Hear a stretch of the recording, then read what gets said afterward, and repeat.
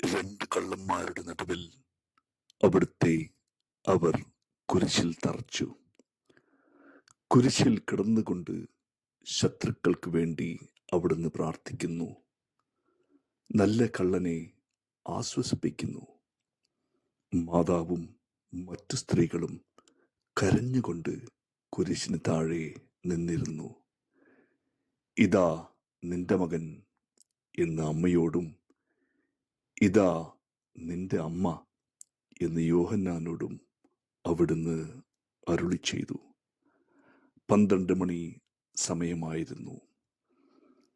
എന്റെ പിതാവേ, അങ്ങേ കൈകളിൽ എന്റെ ആത്മാവിനെ ഞാൻ സമർപ്പിക്കുന്നു എന്നരുളി ചെയ്ത് അവിടുന്ന് മരിച്ചു.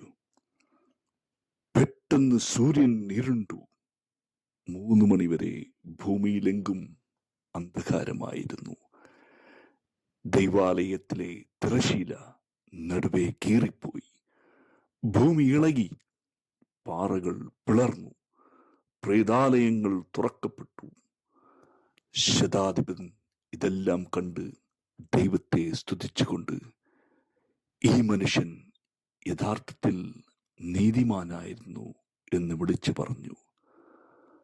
കണ്ടു നിന്നവർ മാറത്തടച്ചുകൊണ്ട് മടങ്ങി.